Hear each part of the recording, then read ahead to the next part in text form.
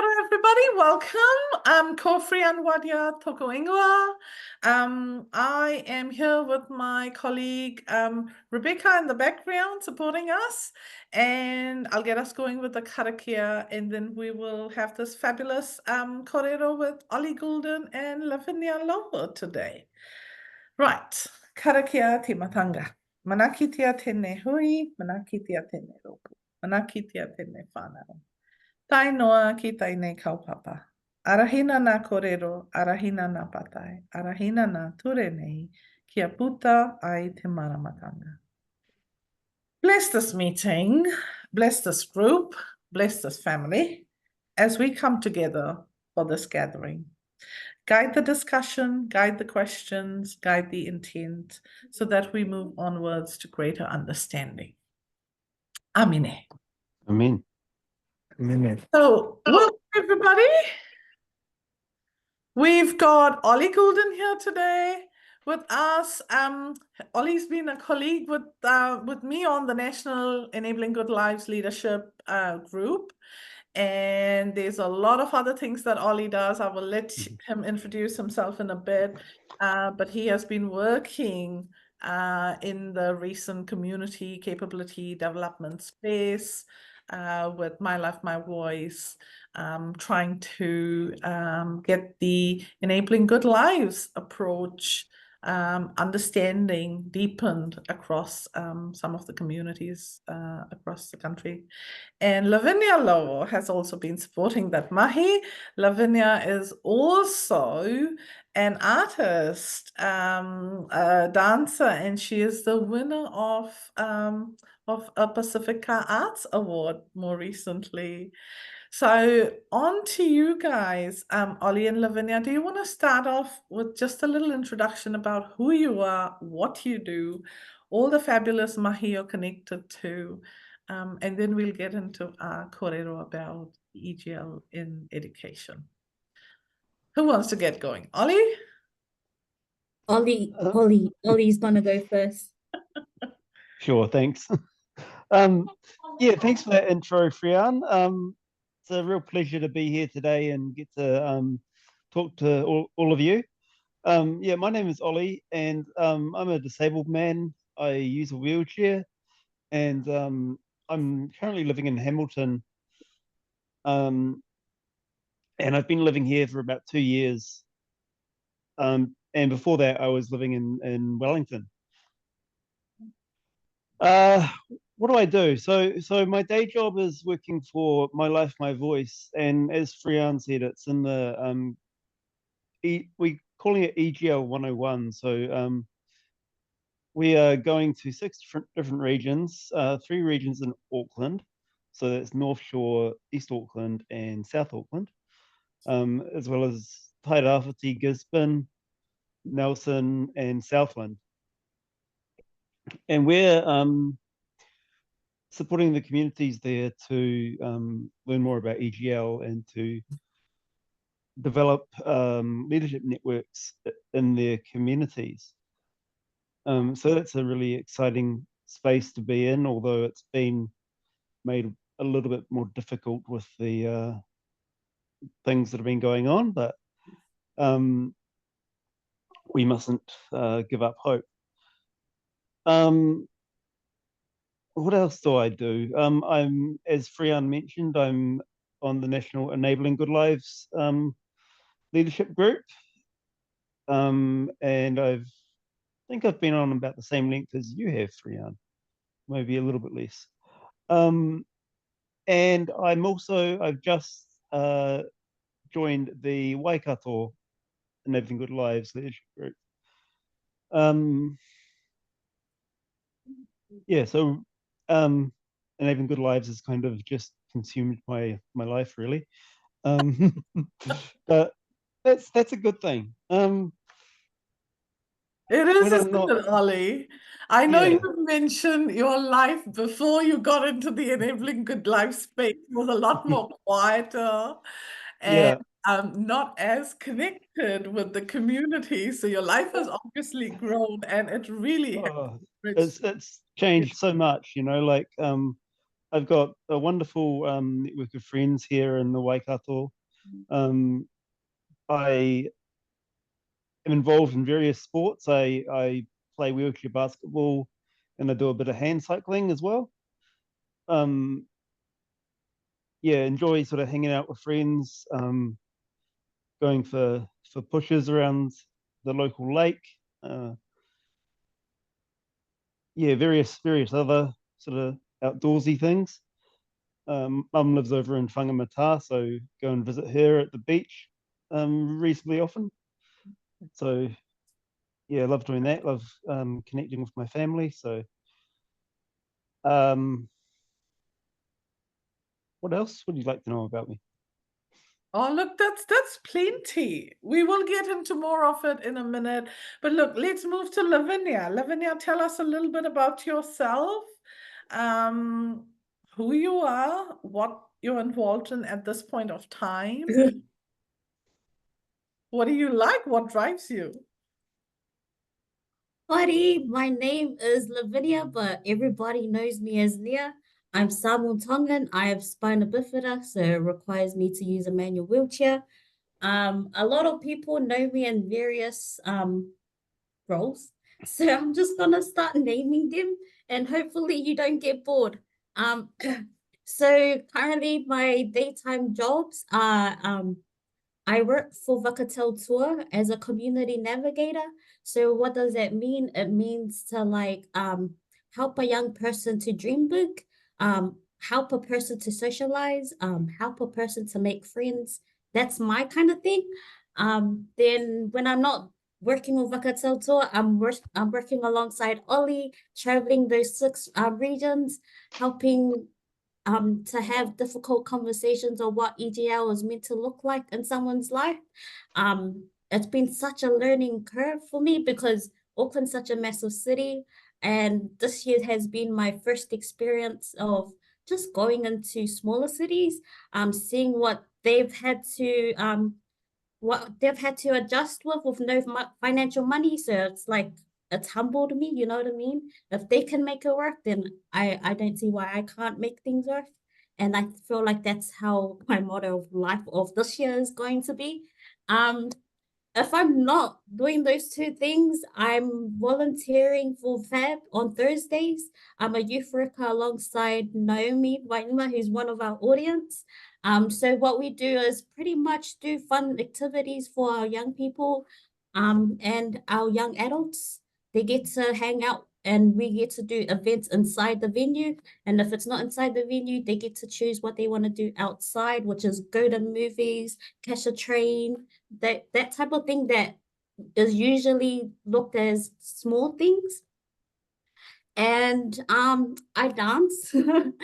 We created Nesian in 2022, specifically because we realized that a lot of people that found disability fascinating were only really hiring disabled dancers to fill in time.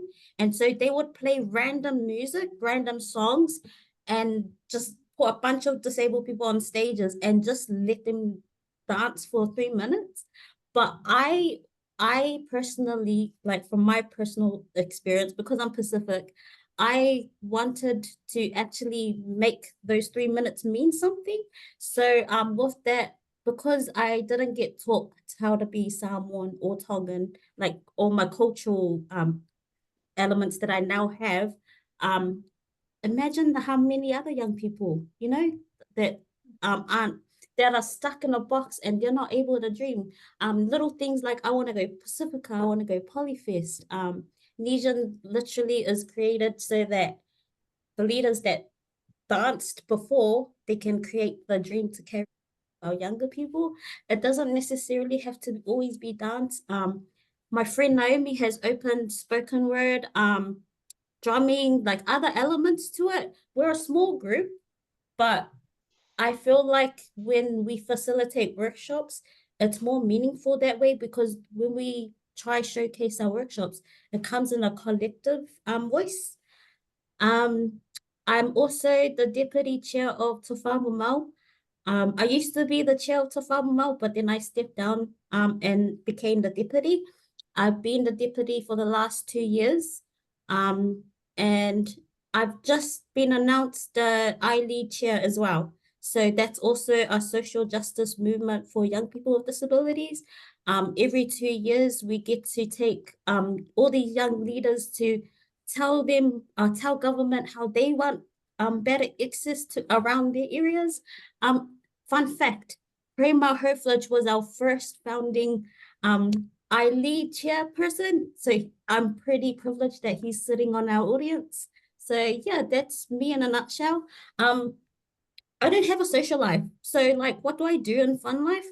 That's it. Like, I don't see everything I do as work behavior. Like everyone's like, you're so burnt out, you do too much. But in all honesty, I like what I'm doing. Like, I like dancing. So what if it looks like a job to other people, but it's fun to me. I like being around people. That's why youth working comes so easy to me. And I also like serving people. That's why community navigating is also easy to me. And I just find it hard that people find it hard to navigate. So I really like tough conversations. That's me in a nutshell. Oh, well, a massive nutshell. Amazing, Lavinia. Hey, you always bring so much energy and life into every space you inhabit. And I love what you said that it's not doesn't feel like work, doesn't feel like a job because you're doing the things you like. And that really takes me back to our EGL principle of being person-centered. It's the things that matter to you, things that really give you meaning and purpose in life and joy in life. And you're able to do that. So that is absolutely amazing. All right, now let's get into our Korero. Let's start out with what were your experiences in the education space? Both of you, Ollie and Nia, have got so much happening in your lives now, and you have so many connections, with your community. You have opportunities in life to do things that, matter to you and that you are enjoying. Has this always been the case? What was, the journey of going through education like? Did you have those opportunities to enjoy education the way you wanted it, to participate and be really connected with, all your peers in the education space? Tell me what that was like. Who wants to go first? I can go if you like. Yeah, so I mean, education for me was pretty difficult, to be honest. It was not really my favorite thing. As far as connection with other peers, I I had some, but also there were areas where I was sort of excluded. Like for example, when your school used to have all those big sports days, and everyone would go on the field and do all that sort of stuff. I wasn't really able to participate in all of that, so I felt really sort of separate from the others. And when my class did PE, I'd usually just sit out. Um, but I would have liked to have been able to participate. Ollie, can I quickly ask you a question? Yep. Was it that the teachers or the school never really offered you any of those adaptations, accommodations, so that you could participate, alongside peers, maybe in a different way, but be part of what was happening? Or was it that they just didn't know how to do it because nobody else was supporting them or guiding them to do it? What do you think was the barrier that didn't allow that to happen? As a parent, I know I've often asked for accommodations and adaptations, and we've not always got them for my kids. Now, my children don't have a physical disability. They've got, autism, intellectual disability. So their needs are different. But I mean, it just comes to the fact, isn't it, that when the accommodations, adaptations are not offered, then you cannot participate fully alongside peers. So in your case, what do you think was the barrier? Was it attitudes? Was it lack of understanding? Was it, despite advocacy, asking, things weren't happening? What was it that, Yeah, I think it was mostly a lack of knowledge and awareness. I think, because I was growing up in the 90s, and I think, disability was just starting to be talked about back then. And I think there just wasn't a lot of knowledge amongst teachers and those sorts of people around how to accommodate, a wheelchair user in these class activities. Yeah. And what about the learning aspects, Ollie? The curriculum-based learning, is that something that was sort of provided, well supported, or did it then have an impact because you didn't have the, wider supports, the connections in the other spaces across sort of, the learning environment? Did that impact on your interest in learning as well, or not? How did that look like? Yeah, I mean, lots to say on that, eh? I spent a lot of my early life in hospital, so that kind of I because hindsight is 2020, right? You look back on things and you go, oh yeah. But I've sort of realized that that really had an impact on my connection with my peers. Like, it was quite difficult to make real solid friendships when I was in and out of hospital all the time. Yes. I always wanted just to be treated like everyone else, but I again, looking back on it, I think that might have been detrimental to me because I didn't necessarily access all the supports that I could have done. So I think taking an individual, person-centered, person-directed approach is really helpful, and reducing that stigma around accessing extra help with certain areas of learning. I love what you're saying, reducing the stigma around accessing the supports you need, the specialized supports you need is so important. For parents, often when they start their journey, they feel like they're requesting a lot, or they are, asking for favors. And until you learn and understand that your children have rights as disabled people, others are not doing a favor to you when they offer you supports or accommodations, adaptations. They are actually simply just upholding your child's rights. So I really, really hear you in terms of what you're saying around, you feel like it's not okay to ask, and that needs to be sort of, addressed and removed. But thank you for sharing that, Ollie, and really appreciate it, because it hasn't been easy for you, obviously, in the education space, and it is important to acknowledge that, isn't it? Thank you for sharing. Lavinia, what about you? What was your experience like in the early years? So, I had a teacher aide from from kindergarten to primary. So, I remember her name. Her name was Caroline. And that was my first experience of talking to someone that was outside of my family, because like being Pacifica, you're kind of meant to just rely on who you know, and that's it. Like you can't really extend it without feeling like someone's all up in your business. And so I was pretty happy, like now that I'm as an adult, I was pretty happy that my mom allowed that to happen. And I knew that that wasn't very Pacific like to accept other supports. Yeah. And so yeah, with that, it was they guided me really nicely to primary. And the thing that also got me through primary was the help of a teacher aide.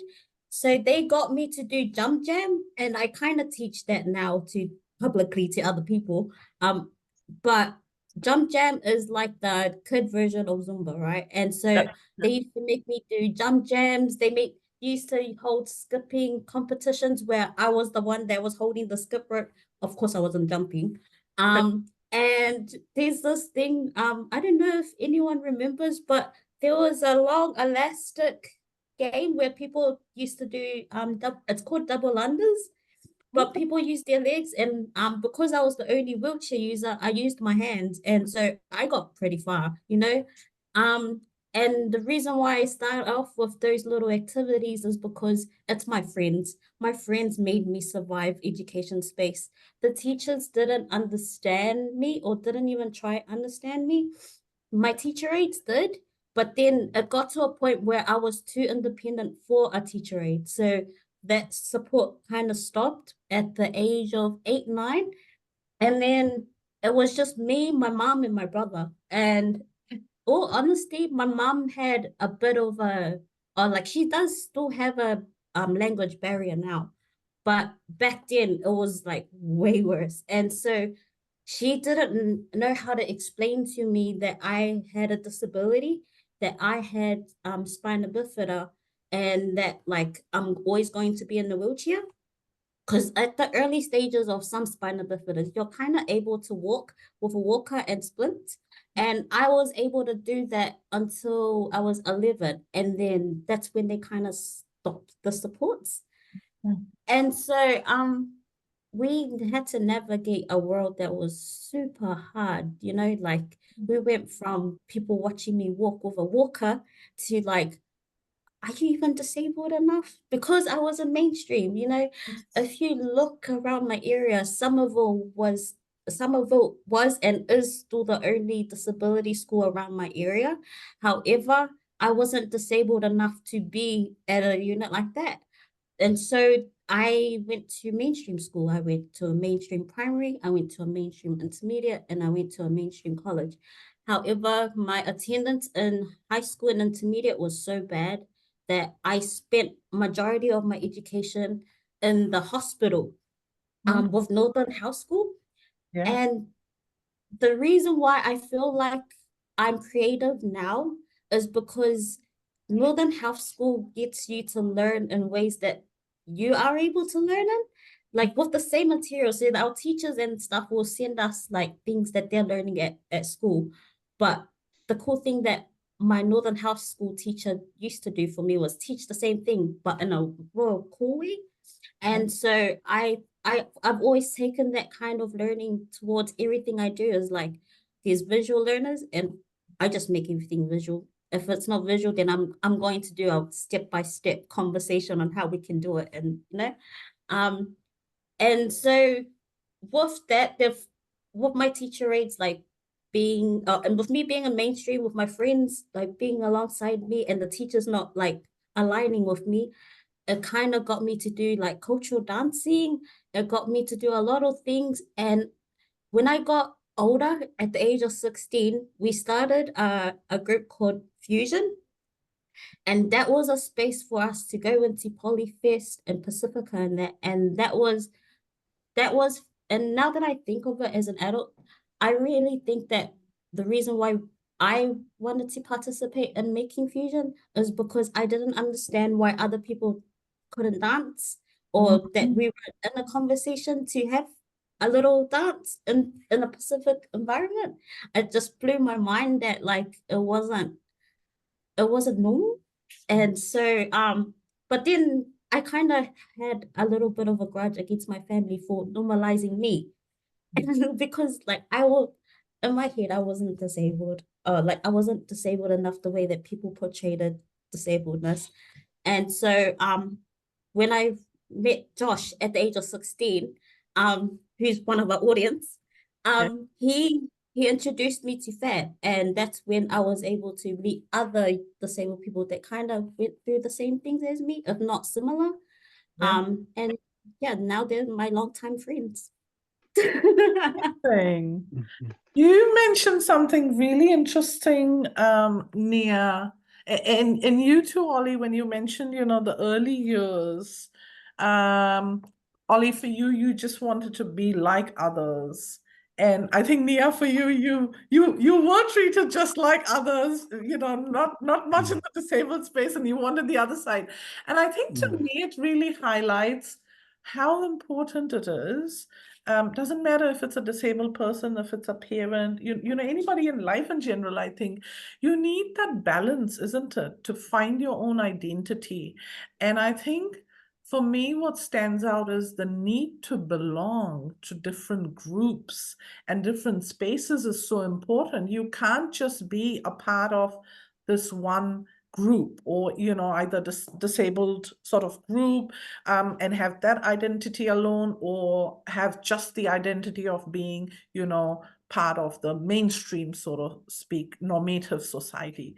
And I think it's so important for us to take the time and find our identities across those different spaces. I mean, as a parent, for me, that journey has definitely been sort of, over the years, starting out with the whole specialist sort of supports and thinking that specialist supports are the ones who are going to guide us and, tell us what to do and things like that, and how we should support our children. And then going the other end, where I've been thinking, oh my gosh, like, what about just being a child, just being a person? Am I creating those spaces, opportunities for my children? Those ordinary life outcomes we talk about, which is one of the key sort of EGL principles. How important is that as well, isn't it? And so I've just really learned now you need to find that balance, and you may not have the perfect balance all the time. Sometimes, you've got to do more person-centered stuff. Sometimes you want to do more of the ordinary life outcomes and sort of focus there. But I think it's always important to consider all the spaces we can inhabit and we should be inhabiting as disabled people, children, families, rather than just focusing on just these, siloed individual identities. And then, Nia, you brought about that whole interlayer of culture as well.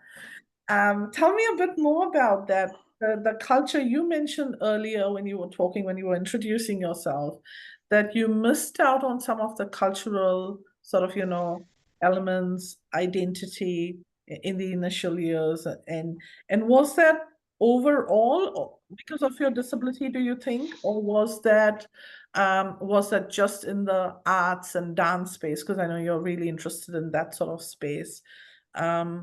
Where was that missing? Why do you think that was missing initially? So in the Pacific space, I'm going to include the religion side of it as well. That part was a major factor in my upbringing. Just every operation, every sickness, every diagnosis that I had along the way, it was God's sign of me being frowned upon. And as a kid, I just didn't understand that. Like I was born from some, you know what I mean? Like I was born from someone, and so being in a religious space, I was taught that if I couldn't walk after saying a prayer, um, then I wasn't a believer in God. And so my mom kind of all had that mentality that she did something wrong for me to be in a wheelchair, because all my siblings walk. There's nothing wrong with them except for me. And she always saw me as something wrong because of the religion side of things. And so she kept being anti. She as much as she likes to reach out to people, there's a certain time where she closes the gate and she's like, "No, you're in my space too much." And that's also her pacificness of, this is my village, I look after it, mind your own. Even though she's the one that kind of went knocking on how to get help. Like I said to other people, I was 11 when I found out that I was going to, that I had spina bifida. I knew that there was something wrong with me because obviously I didn't look like my friends. But no one explained to me because before my surgery, I was sitting on a slant. So my right side was shorter than my left side. And they told me that I had to go have surgery, otherwise my organs were going to be all squished. I got angry at my mum because my mum's meant to know that stuff as a parent, you know, she's meant to guide me to make me feel like I'm at ease and all that stuff. But because of that, because of her misunderstanding of different diagnoses and stuff, she kind of had to just go with the pictures. And I had to learn literally once my mom signed the papers for the ethnicity, like the people that make you go sleep. Yeah. Yeah, I used that. Yeah. When she's about to sign the paper, that's when they explained to me, darling, you have spina bifida. Your back is looking a bit like when it's meant to be like that. And we just need to put some nails in to straighten it. And I was like, holy damn, you know, like I had half an hour to learn about my disability. Then I explained to my mom they're putting nails in my back. She was about to cancel that spinal operation, but because it was needed, yeah. And so I use that as an example because that was what it was like in my education life as well. She she she just settled for what was given to her. Meaning like if your daughter's in mainstream, be grateful because not much disabled people are in mainstream. So she was okay with that. If your daughter's got shoes, why does she need special shoes? It's still shoes. She's still in mainstream, so she settled for that. And it wasn't until high school I started talking to my brother. I was just like, I'm navigating a world where she's accepting everyone else's voice against mine. And then my friends taught me that they've never looked at me with a disability or without a disability. And they've like named things like jump jam, like a marathon, or like, you know, those exercises that they have in the curriculum. Muscles, fit scan. Yeah. So yeah, that's pretty much it. Like just my friends normalized what wasn't normal for me.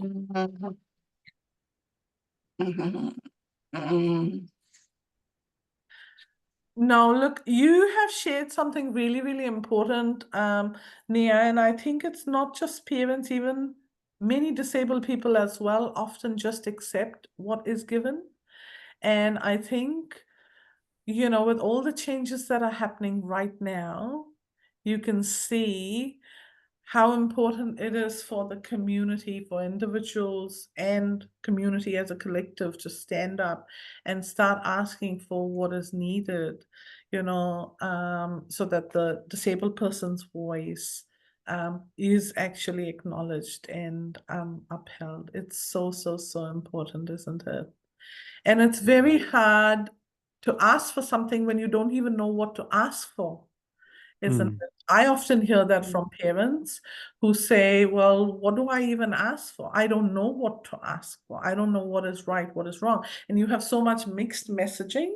I've always wondered, when I started out my journey, everything that I asked for my children, I asked based on what I was told, but also my gut instinct as a parent. You know, sometimes you know something doesn't feel right. This just doesn't sit right with me. But I never had the clarity of giving a clear reason. It was like, no, I don't want it, or I want it this way because I feel this is right. And you just went on that. And once I started understanding about rights, about, you know, things like the research around inclusion and inclusive education, then I could articulate and speak up and say, this is why we need it. This is why it's so important. This is why we must have it this way, right? Even the individual needs. So yeah, we spent a lot of years initially attending workshops and courses, me and my husband, trying to understand autism and understand, what the impact of intellectual disability is on our children. And unfortunately, there's so much inequity in the system, Nia, that, unless you have the privilege of, education or knowing where to go or whom to ask, you don't manage to get the supports and right information. So I'm so sorry it was such a hard journey early on for you, Nia. That must have been really tough. But I'm so honestly, as a friend, someone who knows you, I always feel so proud of you in terms of what you do, how much you do, and how vulnerable you are, by sharing your journey and those hard experiences as well, so we can learn and we can grow as a society. So thank you for sharing that. Really appreciate it. Ollie, can I come to you? Can I ask you a little bit about, in your education space, you mentioned it wasn't a good experience. Tell me a little about what would have made a difference for you, and how could the school, the teachers have done things differently to make sure that you felt you were included, to give you opportunities, to participate alongside your peers, or even how could they how could they have helped you to build those connections and friendships? For my kids, my older two don't speak, and I literally used to do things like write notes to other parents. I used to go to teachers and ask which children are nice to, my boys, and who says hi, hello, and meets them, greets them every day, and who can I send a letter to invite them for a play date and things like that. So I know I had to do all that extra bit. Tell me what would have helped you for those teachers, the school, to have done things differently. What would have made a difference to you? That's a really good question, actually. I mean, just like normalizing disability is key, I think. And how do I put this? Like focusing on the strengths of a person, right? So I guess, growing up back then, it was disabled people were sort of not seen a lot out in the community, or so I was always the first person to go to my school who had a disability. So I went to a few different schools, and they were always having to put in ramps for me and modified buildings and all that sort of stuff. So I always felt a little bit on the outer. But I feel like one of our important principles in the EGL approach is mana enhancing. So looking at the mana of a person, of a child or a young person, and how can you enhance that person's mana? Like I'm trying to think of a particular example, but yeah, just trying to sort of modify things, classroom activities in a way that allows a person to participate as fully as they can. And what you're talking about, Ollie, and so this is the key thing, isn't it? It's so important that these voices are heard, because the way supports are provided can either make you feel supported or make you feel supported like you are a burden. And I think that's how I felt in the early years for my children. We would get something, but then we would feel like we were such a burden to the, school, and that things were done as a favor. And I think it's really important here to highlight the universal design whether it's for learning or for the environment, needs to be put in place right from the start, isn't it? So that it's not an add-on because of you, or a differentiation because now you are coming into the class, or now you are joining the school, and so now we have to do it differently. Instead, offering that universal design right from the beginning, offering different options and choices and ways of doing things that ensure accessibility, for whoever comes in with a different need is so important. And I think that is something that our schools don't do well, despite a greater focus on universal design for learning in the last few years.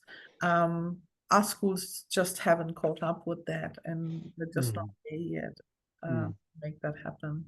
So I absolutely hear you, when you have to all the time see or have things done additionally rather than, a space that is already inclusive, that is already welcoming, that is already accessible.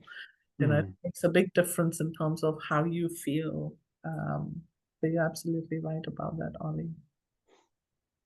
Nia, what about you, Nia? You've mentioned it's your friends that kept you going and the TA who supported you to get through the education space. What do you think your teachers could have done differently? And tell me, what were the things actually first? Tell me what were the things that didn't happen well for you? I, not to toot my own horn, but I was smart. Yeah. You know what I mean? Like, because I had believe you. Going to mainstream, my mom didn't want me to get mocked. And so she made me study maths and my ABCs and how to spell my full name. Not the first and last name, my two middle names and my last name. And then by the time that I started school, I was able to spell I am 5 years old. You know what I mean? Like, and it got so crazy that by the age of 8, if someone sat there with a clock, I would know my timetables off by heart. Like if they were to randomly move the hands, that's how much my mom like really had high expectations on. Look, everyone knows that you look different, Nia. You're disabled, so you just gotta make it somewhere. And I was like, okay, cool. But with that came so much pressure. I topped my primary school classes from year 1 to year 6.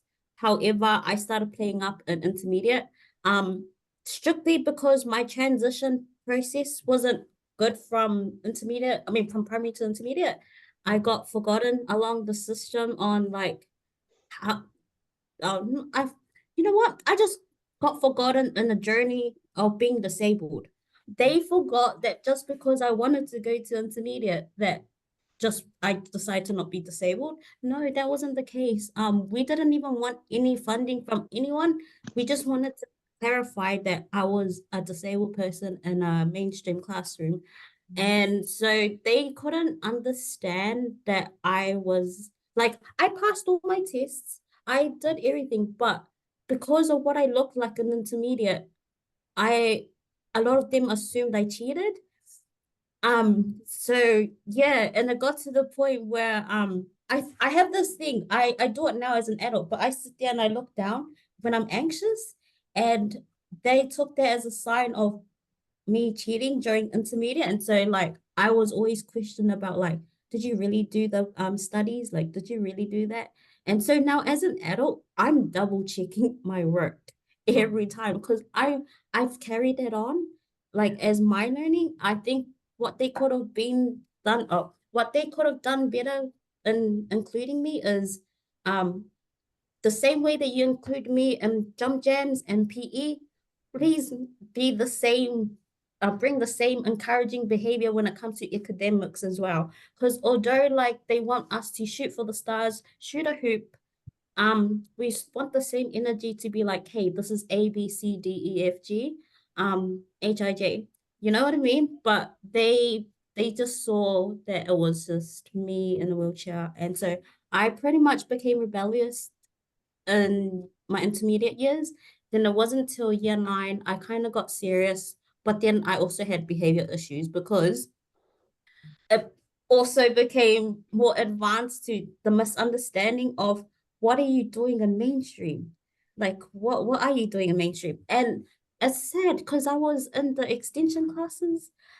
Um, I worked so hard, and the thing is, I love reading, eh? And it was crazy to me that they would call my mom in to tell them, like, you know how a bad kid gets on report because they've done something bad?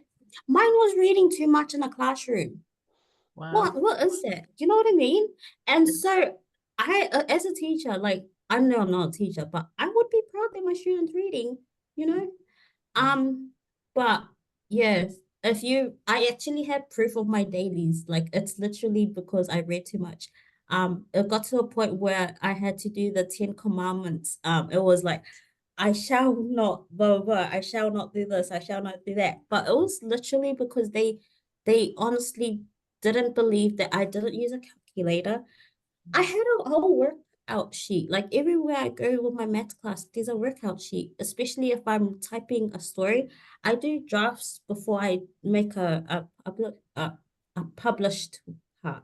And I still do that as an adult because of like the non-trust that people had in me. I think I've carried that on and not trust myself. So I'm like forever double checking things. What they could have done better is, yeah, just bring the same energy that they gave me, hyping me up to do jump jams, to the academic side of things. Because yeah, I think they thought that my brain activity was gonna stop at a certain age. That's how I saw things, you know what I mean? And I just, yeah, school was accessible though. Except for one of the high schools I went to. I studied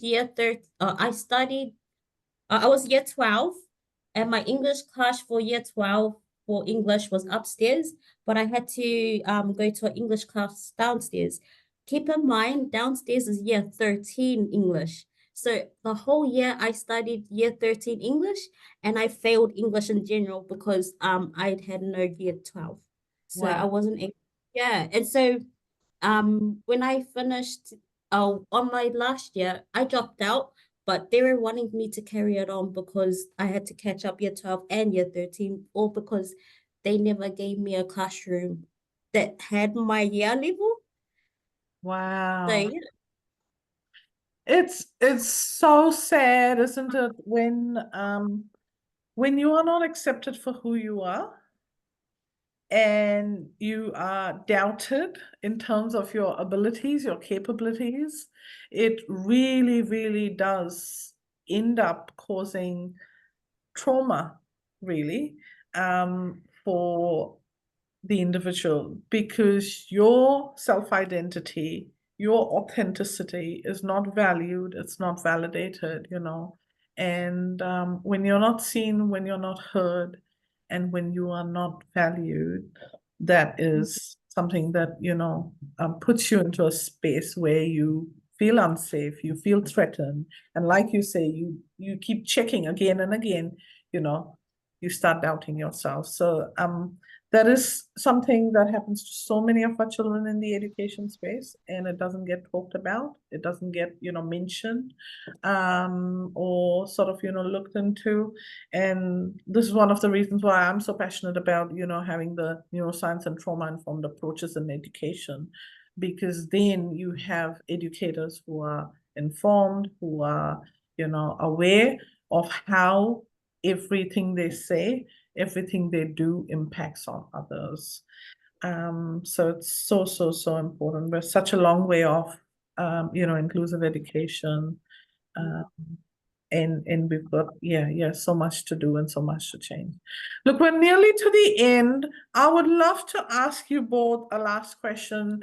What do you think needs to change? How can we make sure that the EGL principles are embedded in education? So we've got self-determination, we've got beginning early, person-centered, ordinary life outcomes, we've got mana enhancing, we've got relationship building, and we've got easy to use. Did I miss anything? No, I've covered. Mainstream first. Did you Mainstream say that? first. Mainstream Yeah, first. mainstream first. Yes. So tell me, how can those principles, you don't have to go through everyone, but how can those principles be embedded in the education space so that we have a more inclusive education system? It all starts, with education. So right from sort of teacher training, because there's not a lot of talk about disability in teacher training. Yeah. So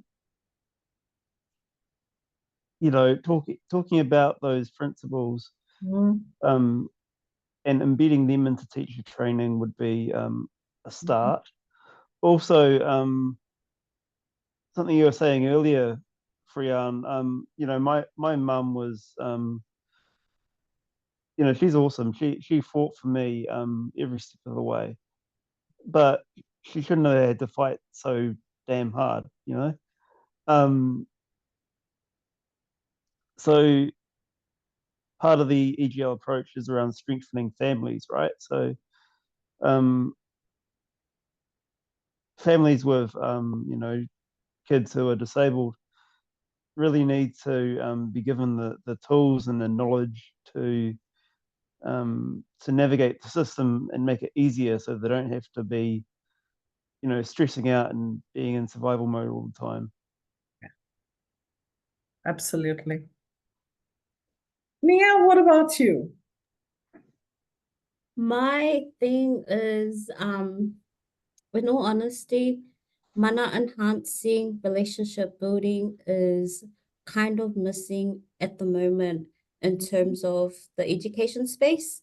If we're going to have our disabled young people in the units, can they be able to have the career advisors go to the units as well? Because how can a person that's disabled that's in the units know that there's a life for them after high school? I like, you know what I mean? Like I lead, and I have to teach them, like, come on, guys. Life doesn't stop at the age of 21. What do you want to do after that? But because it should have started in school, relationship building, normalizing the friendships to have with mainstream, that's what makes you a better adult, and that's what makes you a welcoming adult, not a bitter one, because then you kind of normalize the partnerships and people, you kind of are able to say hi to people. Like Ollie, I still give him a fright every day. Like when I see him, I'm like, hi, but that's because my energy is a lot, and I keep apologizing, but he's used to it. But I'm me, always like off my own world, and Nia kind of just pops up. but yeah, it's just normalizing like mainstream as well, mainstream first. How can they know that there's mainstream opportunities for a disabled person if career advisors are not coming in? And just because career advisors don't see disability in their statistics of learners, doesn't mean that we should not know that. Like for example, FAB is also an after school program for people to have fun. We need to know that if socialization is the goal of a young person with disability that's at age of 18, so be it. Then we'll put them in FAB, but they won't know FAB until like we normalize like other platforms. Like my example right now is just normalizing art centers used as a creative place for expression. And Absolutely. so yeah, because at the moment art centers are not accessible. So that's And I my think this is so important, Nia, what you're mentioning, those ordinary life outcomes we don't always think about, and it's so important to think about those, isn't it? Ollie, go for it. Yeah, so I'm just thinking about a tool that would be really helpful for families and young people is life planning. We talk about path planning or life planning in the EGL approach. Yes. And it's really important to develop a good plan that's like I sort of had IEPs back in the day when I was a kid. But they weren't always sort of developed with me in the process. I was kind of done to, not done with. So developing a really good, robust plan, and that should include what comes after school, and looking at what a person's passions and strengths are, and what they want to do after school. Absolutely. Whether Absolutely. that's employment or university or whatever. Yeah, agreed with that because like I remember at year 13, all my friends had opportunities of applying for scholarships for uni. And although I was a mainstream, because I was disabled, they didn't see that I had potential to go there. No one really wanted to shoulder tap me like that. And so that has to change. No one wants to talk about it, but hey, the evidence is there when people don't know how to transition. Absolutely. And it is so important. One of the things that really shifted things for us as a family was, so initially when the kids started, all we did was, that IEP planning, the individual education plan, right? And the school sort of, we did it with the school. Now, things weren't working very well at one point, and after one of the Human Rights Commission mediations that we had, we decided that we would do it differently. And we actually created a vision planning meeting at the beginning of the year, and we would share our vision, the good life vision, Ollie, that you're talking about, with the school. So we shared the life long-term vision that we had, the path plan which we had for the kids, all those big picture thinking stuff. And then basically we had an expectation that the IEP would always feed into that plan. And so the IEP, whatever was being done here at this level right now, needs to work towards that, big picture thinking. And so that really made a big difference. And instead of us constantly trying to fight and keep saying this is how things need to be done, we had that plan and we said, everybody's working towards this plan. And so it had to be aligned to what we wanted, in that long-term outcomes. And that really worked out well. So you're absolutely right. It's so important to have the disabled person child's voice, and the family voice in that plan, the big long term vision plan, and then make sure everything else sort of, everybody else is working towards it and supporting it. So thank you. Look, thank you so much for coming along today and sharing all of your fabulous insights and your lived experience. We really do appreciate it. Okay. I'm going to close us with a karakia. And thank you everybody for listening, coming along and listening. And we will put the recording on the Facebook page, and the link will be available for those who have missed out on it. So thank you, Ollie. Thank you, Nia, once again. Really appreciate you coming along. Okay. Thanks for having us. Thank you. Yeah, thank you. It's been great. Karakia whakamutunga, kia whakairia te tapu, kia watia ai te ara, kia turuki whakataha ai, kia turuki whakataha ai. Haumie huie taikie. Thank you. Restrictions are moved aside, so the pathway is clear to return to everyday activities. Amen, everybody. Have a Thanks, lovely day. everyone. See ya. Bye, everyone.